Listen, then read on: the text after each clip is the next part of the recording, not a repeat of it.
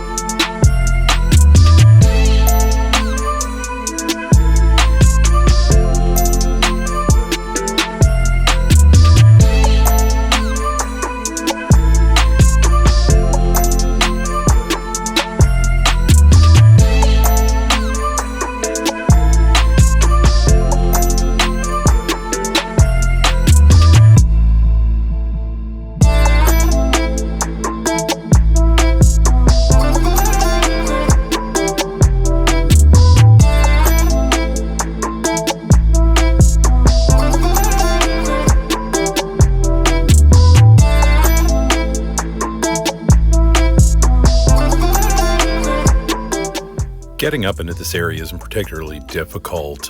You'll see here in a moment, there's a couple of small stream crossings, but nothing difficult. However, pay attention. The streams have some drop-offs immediately off the road, which could ruin your day with 8 to 10 foot drops. So make sure you keep your tires firmly on the road. To get here, you will take a turn at the 120 on the 395 just outside of Lee Vining, and then right across from the ranger station, literally 5 minutes up the road, you're looking for the Log Cabin Mine Road, and then go up. Just after that little stream crossing that we went through there, you have to be careful. We were following a track on Gaia GPS, and it told us to go left, which you see us on that track here, having gone left. That is a dead end. It's a nice area. There is an old log cabin that has collapsed up there. You can see where the road used to go through. No one has been through there in over a decade, maybe some hikers, possibly motorcyclists, but we saw no tracks of it. That route is actually blocked off for vehicular traffic, so when you get to that fork in the road, hang a right, and that will take you up to the top of the hill with the views out over Mono Lake, the areas that you'd actually like to camp in. But just a fantastic area. We had a great time exploring up here. The weather was, as I mentioned earlier, spotty on and off with rain, at times very heavy with rain around camp. But overall, it made for a really, really great location to hang out for a couple of nights and explore the area, especially, as you will see, the ruins of the log cabin mine.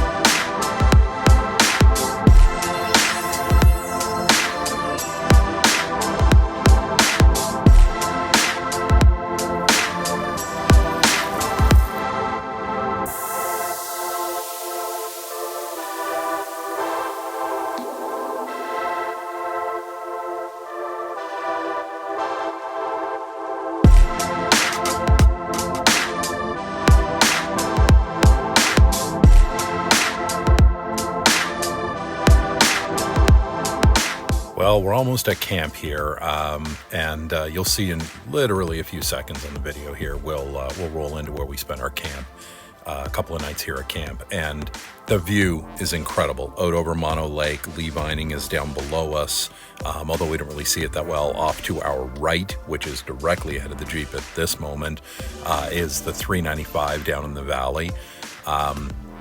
It was a beautiful spot, great overlook, little exposed. So we had a moment one night where the winds came up, and that was intense. Probably 40 plus mile an hour wind gusts were hitting us. So for my part, we were using a ground tent for this trip, testing out a new piece of equipment. So we opted to just, put the Jeep in the way of the wind, basically, and act as a windbreak for us. Worked like a champ. It was fantastic. Didn't have any other problems along the way. But gorgeous views. You can see we had, distance here. We had proximity, and camp was right at about 9,400, 9,500 feet. You can see here in the middle of the screen this industrial piece of equipment. It looks like a pipe.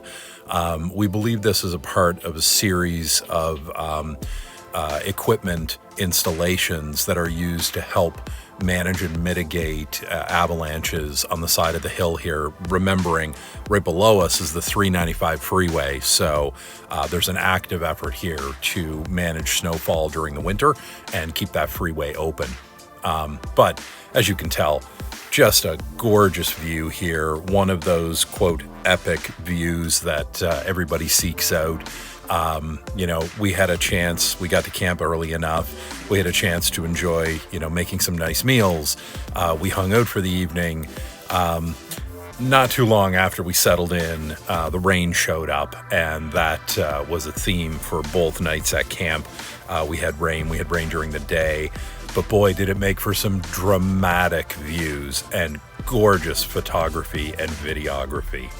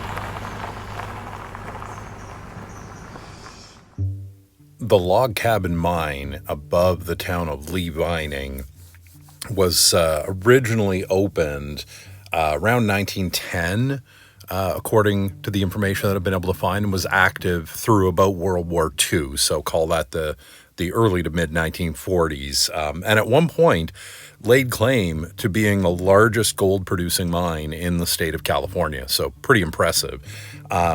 What's amazing is there's so much history still here. You can walk in, there are signs, it's a historic site. It was turned over to the government in the 1970s, but it's open and accessible. As you can see, there is still a lot of mining equipment, buildings, and whatnot. It appears there may have been caretakers there as late as maybe the early 1980s, still on site. Today, it's entirely abandoned. You can walk in, there's a gate there, but it's a short road, walk down there. Keeping in mind, you're at 9,600 feet, so you might get a little bit winded. But there's a remarkable amount of preservation that's happened here.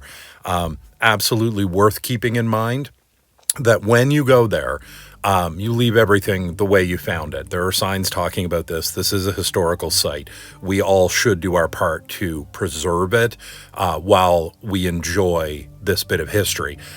Equally as important, there are signs warning of mercury that is on site that was used during the mining operation. Heed those warnings. Mercury poisoning is a very real thing. The signs are still up.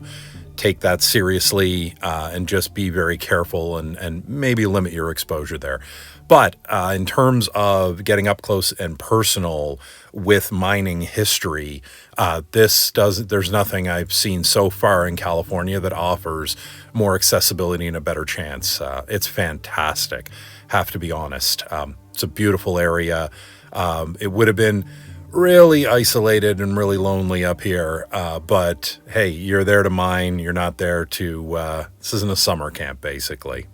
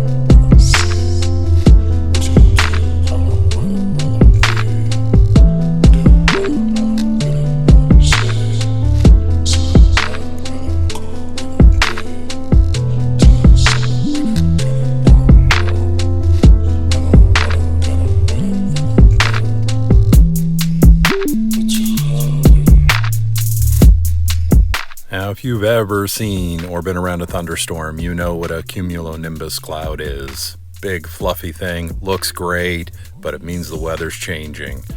We had all kinds of activity around camp in the afternoon, things like this Tachina grossa or giant taconid fly hanging out, but it was only a few hours before we had to start battening down the hatches. We had some weather coming in. You can see rain falling over the lake here, and this was again a theme for our evening. We sat in our tents watching the thunderstorms in the valley, and one of the photos you're going to see is very real. The other one is obviously very fake. This was an actual lightning strike down in the valley over the 395. And then, it was this all evening. And just messing around and having some fun here, replacing the sky in this with some, ride the lightning style lightning, if you will. Managed to get one meteor in here from the Perseids. We were almost completely clouded over. Happened to get a bit of a fuzzy shot with a bit of a meteor over the tent later on in the evening, and that was pretty much it. Then it was just wait for morning, get some shots of an incredible sunrise, and again, rain. We packed up camp pretty quick and got ready to haul out of there, but it was an absolute stunning trip from front to back. The location was fantastic. Traveling with folks was awesome. The views, as you can see, just beautiful. Highly recommend, folks, if you have a chance, go on up, check out this area. The sunrises, the sunsets, just beautiful over Mono Lake.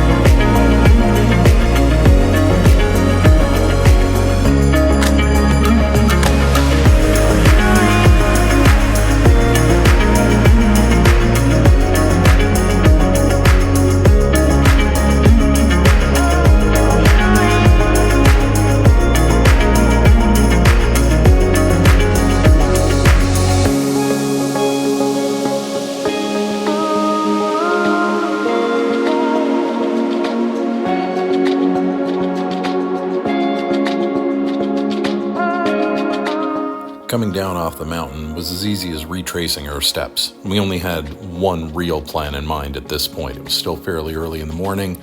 We were on the road around 9 a.m., so we thought gas and coffee, that's the plan. We hit the gas station and found one of the rarest overlanding beasts you can find, a genuine earth roamer. And then walked inside, what do you know?